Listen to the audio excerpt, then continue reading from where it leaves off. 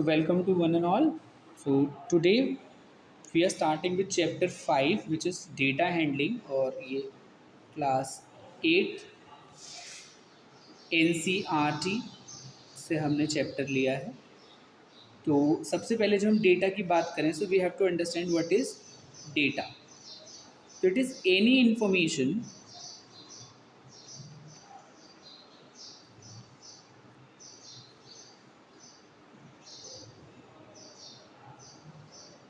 which is collected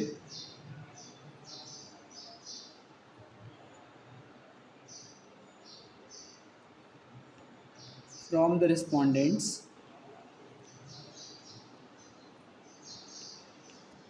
कोई भी information जो हमें रिस्पोंडेंट से मिली है जिस पर हम काम कर रहे हैं उसे हम डेटा कहते हैं and it can be in any form. जब हम कह रहे हैं किसी भी फॉर्म में हो सकती है तो यहाँ फॉर्म में कहने का मतलब ये नंबर्स में हो सकती है, ये वर्ड्स में हो सकती है। वर्ड्स में कहने का मतलब आपकी ओपिनियन ली है तो वर्ड्स में कहने का मतलब ओपिनियन जब हम लोगों की लेते हैं तो that is also part of data. जब आपसे क्वेश्चनर्स भरवाए जाते हैं, आपसे सर्वे किया जाता है तो वहाँ से जो निकल के आता है दैट इज़ कॉल्ड डेटा। अब यहाँ हम डेटा हैंडलिंग चैप्टर मतलब उस डेटा को हम हैंडल करना सीखेंगे और हैंडल करने से मतलब है उसको हम मैथमेटिकल रिप्रेजेंटेशन सीखेंगे कि how to make meaning out of it.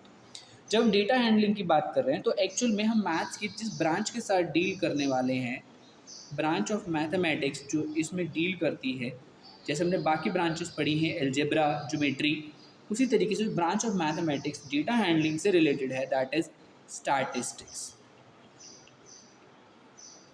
Actual में हम स्टैटिस्टिक्स समझने वाले हैं। स्टैटिस्टिक्स का मतलब है जब हमें किसी चीज़ का स्टेटस पता लगता है। So this word has come from status, ठीक है। और ये स्टेटस हमें समझने के लिए हमें इंफॉर्मेशन गैदर करनी पड़ती है और जो कि हम डिफरेंट रिस्पोंडेंट से लेकर आते हैं, ठीक है। तो सबसे पहला स्टेप जो हम स्टैटिस्टिक्स में सीखते हैं, ये डेटा से हमारे दिमाग में आना चाहिए, डेटा हैंडलिंग से, वो है सबसे पहला स्टेप होता है कलेक्शन ऑफ डेटा। तो यहाँ पर हम प्रोसेसेस की बात करें, जब भी हम स्टैटिस्टिक्स की बात करते हैं तो कुछ प्रोसेसेस की बात करते हैं, तो वो प्रोसेस ये सीक्वेंस क्या होती है हम वो समझने की कोशिश करेंगे data handling. What are those processes? सबसे पहला प्रोसेस होता है कलेक्शन ऑफ डेटा। पहले आप डेटा को इकट्ठा करते हैं, ठीक है। तो यहाँ प्रोसेसेस है, यहाँ हम सीखेंगे उसकी मेथड कि उसको कलेक्ट करने या फिर उसे मतलब कहने का मतलब कि किस तरीके से क्या मेथड होता है इस चीज़ को अचीव करने का। सपोज करिए जैसे आपसे पहला बोला कि हमारा जो टास्क है that is collection of data, तो इससे रिलेटेड या एसोसिएटेड जो मेथड है दैट इज़ कॉल्ड सर्वे। हम क्या करते हैं, हम सर्वे कंडक्ट करते हैं जिससे हमारे पास डेटा आता है। और सर्वे में सबसे बड़ा सर्वे जो इंडिया में बहुत पॉपुलर है और जिसे हम जानते हैं दैट इज़ पॉपुलेशन सेंसस। और अभी रिसेंटली न्यूज़ में इस चीज़ के भी जिक्र हो रहे हैं कि सेंसस होने वाला है। लास्ट सेंसस जो हुए थे वो 1991 में हुए थे, जिसकी बेसिस पर हम अपनी पॉपुलेशन को कैलकुलेट करते हैं। So I am not sure about the year, you can go and cross check कि लास्ट सेंसस कब हुए थे। तो सेंसस जैसे होना कि पॉपुलेशन का डेटा जो हम लेते हैं सेंसस, तो सर्वे के थ्रू होता है। आपसे आपकी ओपिनियंस पूछी जाती है, वो भी सर्वे मेथड से होता है। तो सर्वे is most popular method of collection of data. जब आपके पास एक बार डेटा आ जाता है तो आप उस डेटा को ऑर्गेनाइज करने की कोशिश करते हैं। तो अगला स्टेप होता है ऑर्गेनाइजेशन ऑफ डेटा, कि आप उस डेटा को ऑर्गेनाइज करेंगे। ऑर्गेनाइज कई तरीके से किया जाता है, हम उसे कैटेगराइज कर सकते हैं। जैसे सपोज करो कि मैंने आपसे पूछा कि मैथ्स में आपको डर लगता है, येस या नो, तो मैंने आपको दो ही ऑप्शन दिए, इधर येस और नो। तो मेरे पास जो डेटा आएगा वो yes no yes no yes no में आएगा। तो I can count how many yes are there and how many noes are there. So यहाँ ऑर्गेनाइजेशन ऑफ डेटा की जब हम बात करते हैं तो हम यहाँ कैटेगराइजेशन, ये कैटेगरी बनाने की बात करते हैं। कैटेगरीज बनाते हैं, हम ग्रुप बनाते हैं।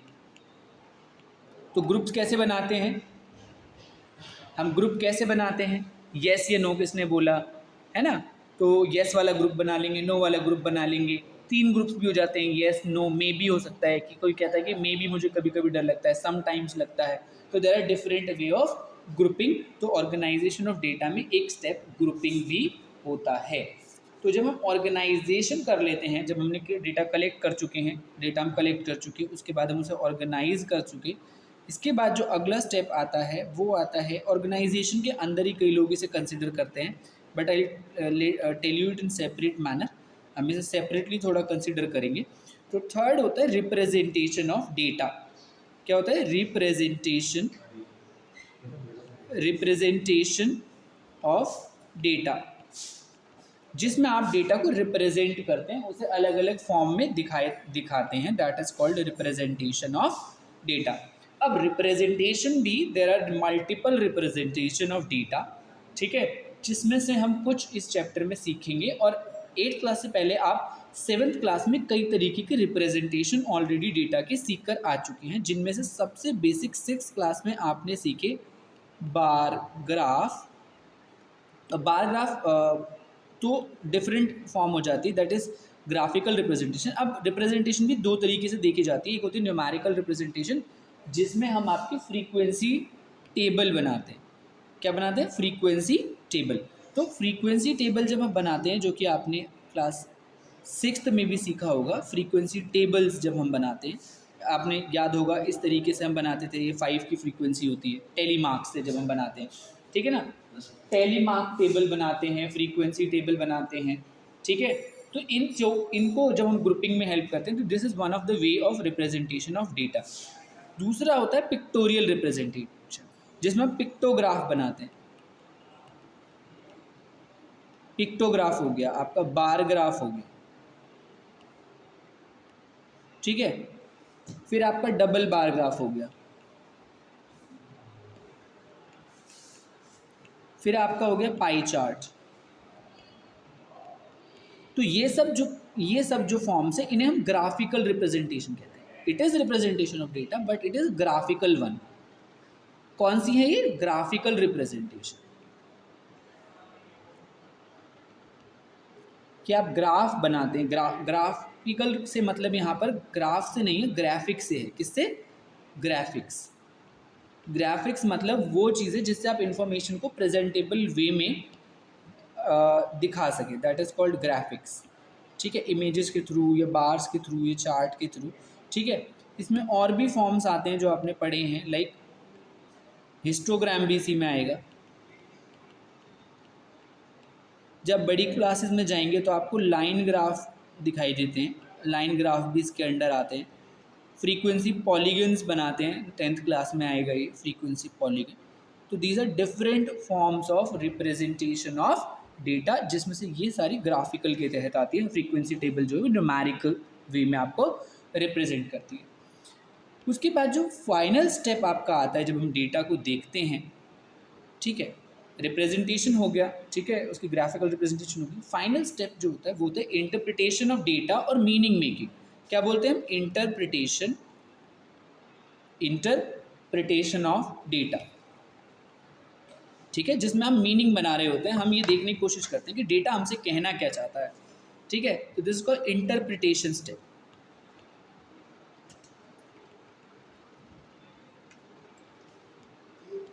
कि what kind of meaning this data hold for us, what is the meaning, ठीक है, व्हाट डेटा हैज टू से, उस डेटा का मीनिंग क्या है, वो आपको क्या लीड करना चाहता है, एक्चुअली वो कह क्या रहा है, वो किस बारे में डेटा है, ठीक है। That is final step of our interpretation of data. तो ये प्रोसेसेस हैं ऑफ हैंडलिंग अ डेटा। तो कहाँ से शुरू करा? सबसे पहले हमने डेटा को हैंडल करना, पहले हमने डेटा को कलेक्ट किया, फिर हमने उसे ऑर्गेनाइज किया, ऑर्गेनाइज के बाद हमने उसे रिप्रेजेंट किया, एंड रिप्रेजेंटेशन के बाद हम उसकी इंटरप्रिटेशंस पर जाते हैं। These are the processes which are involved when we are handling any kind of data। और स्टैटिस्टिक्स में एक्चुअल में यही 4 प्रोसेसेस हम पूरे डिफरेंट तरीके से सीख रहे होते हैं। आप जब तक 10th तक जाएंगे तो आप इन्हीं तरीक़ों से डेटा हैंडलिंग और स्टैटिस्टिक्स को समझ रहे होंगे। तो ये 4 बेसिक कोर स्टेप्स हम स्टैटिस्टिक्स में समझ रहे होते हैं। Now let's come back to today's topic which we are about to talk about, या फिर हम कुछ पहले रिवाइज कर लेते हैं। What are called pictograph revise कर लेते हैं, बार ग्राफ हम कर चुके हैं, और डबल बार ग्राफ को हम जानते हैं। तो ये सम ऑफ द फॉर्म्स हैं, ये हम फॉर्म्स पे बाद में जाएंगे। चलो हम इन्हीं के प्रोसेसेस के हिसाब से चलते हैं। तो सबसे पहले हम ऑर्गेनाइजेशन ऑफ डेटा को आज समझने की कोशिश करते हैं। What is called organisation of data. तो पहला स्टेप जो कि है कलेक्शन ऑफ डेटा, जो कि मैंने आपको मेथड बता दिया कि सबसे पहला स्टेप जो है वो कलेक्शन ऑफ डेटा है। ठीक है, तो कलेक्शन ऑफ डेटा के तहत हम क्या कर रहे होते हैं, what we do under collection of data, survey कर रहे होते हैं। बहुत बढ़िया। So through survey we got some information. ठीक है, सपोज करिए कि पहला स्टेप सर्वे मैंने किया और उससे मुझे इन्फॉर्मेशन मिली। मैंने आप लोगों से मैंने करीब आई वेंट टू 20 पीपल और फिर मैंने उनसे पूछा डू यू लाइक मैथ और नॉट। सो वो येस या नो में आंसर कर रहे हैं। तो लेट अस ट्राई टू सी कि 10 लोगों ने मुझे आंसर करने की क्या कोशिश करी और 10 लोगों ने मुझे क्या क्या आंसर दी। ठीक है, तो देखिए पहले के पास गया येस, तो बोला नो, अगले ने फिर येस बोला। तो I am trying to plot the responses of 20 people here. फिर नो बोला गया, फिर से मुझे नो बोला गया, किसी ने येस बोल दिया, फिर से मुझे येस बोल दिया, फिर येस बोला, फिर से येस मिला, फिर मेरे को नो बोल दिया, फिर येस बोला। And in this way will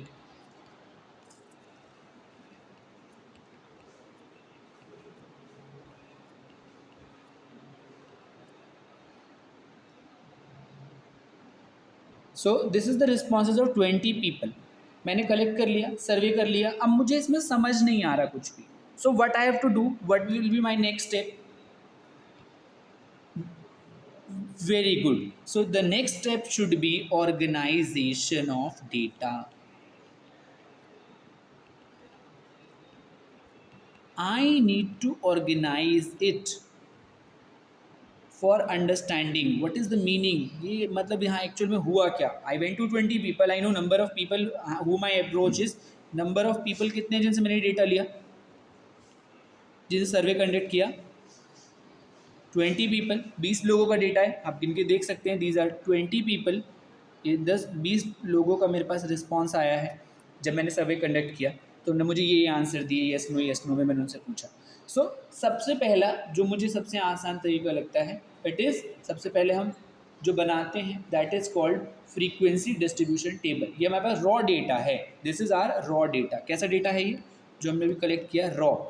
या रॉ से कहने का मतलब जैसा हमें फील्ड से मिला वो हमारे पास है, और फील्ड कहने का मतलब जहाँ सर्वे करने जाते हैं, जहाँ से हम डेटा लेके आते हैं। तो this is raw data which I gathered from my population and they have said yes no में सबने आंसर कर दिया है। तो मेरे पास 20 लोगों का आंसर आ चुका है। Now I try to make a table out of which is called frequency table, जिसे हम टेलीमार्क से सीखा है हमें। तो मेरा ये क्या था, सर्वे था मेरा किस बारे में, लाइकिंग ऑफ मैथ्स और नॉट। मतलब यहाँ पर ओपिनियन अबाउट मैथमेटिक्स हम रख सकते हैं। सर्वे का नाम क्या रख सकते हैं हम थोड़ी देर के लिए, opinion about mathematics, opinion about, ठीक है ना, मैथमेटिक्स। अब ध्यान से हम डेटा को ऑब्जर्व करने की कोशिश करें तो मेरे पास रिस्पॉन्सेज किस में आए हैं, मेरे रिस्पॉन्सेज किस में, इधर येस और नो। तो मेरे पास कैटेगरीज यहाँ कितनी बनी हुई हैं, 2 कैटेगरीज हैं। कैटेगराइजेशन कितनी है, 2 कैटेगरीज है। कितनी कैटेगरी है, 2 कैटेगरी में आंसर किया है। तो मेरे पास ग्रुप जो बनेंगे, या फिर मैं कहूँ चॉइसेस या ओपिनियन, 2 ओपिनियन है, पहली है येस और दूसरी है नो। ठीक है, अब मैं फ्रीक्वेंसी बनाने की कोशिश करता हूँ।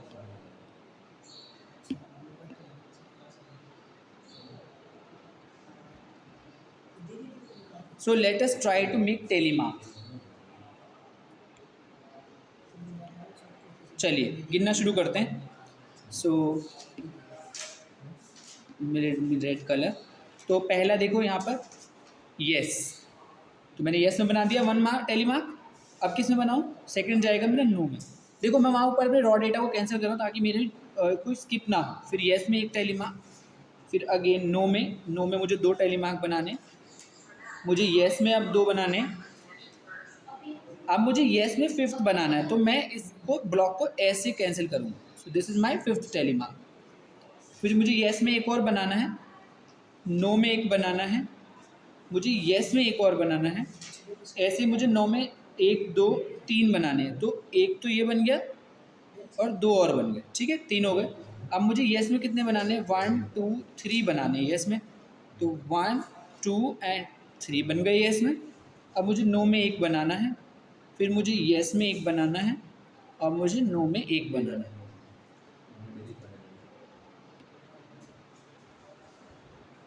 तो मुझे एक नो में बनाना है यहाँ। तो let me count it now कि टेबल में मेरा कितना बना। तो यहाँ पे नंबर ऑफ़ पीपल मेरे पता चल जाएंगे मुझे कितने नंबर ऑफ़ पीपल जिनके ओपिनियन मैं लेने गया था। तो नंबर ऑफ़ पीपल येस वाले 11 लोग हैं, ये कितने हैं 9। कैसे पता चला, देखो ये मेरा 5 को रिप्रेजेंट करता है, ये मेरा 5 को रिप्रेजेंट करता है और ये 1 को रिप्रेजेंट करता है, ये 5 को रिप्रेजेंट करता है और ये 4 को। तो अब देखो मेरे 9। अब देखो जब मैं येस और नो के ओपिनियन देखी तो मुझे यहाँ जो टोटल होना चाहिए वो कितना बन रहा है, देखो इफ आई लुक हियर तो इट शुड बी 20। वाई? क्योंकि मैंने ओपिनियन 20 लोगों की ली थी, तो दिस इज द रीज़न यहाँ पर 20 आया है। तो यहाँ पर ये आया। इस डेटा को एक्चुअल में जब मैथमेटिक्स में पढ़ते हैं तो इसे कैटेगोरिकल डेटा बोलते हैं। Can you imagine why we will call it a categorical data? इसे हम कैटेगोरिकल डेटा क्यों बोलते हैं?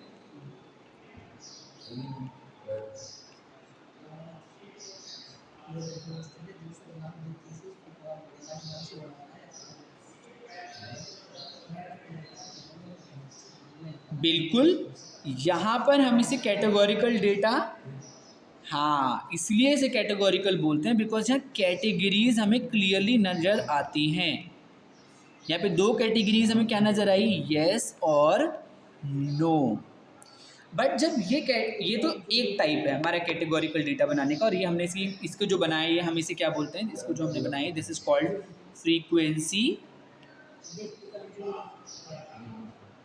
Distribution table.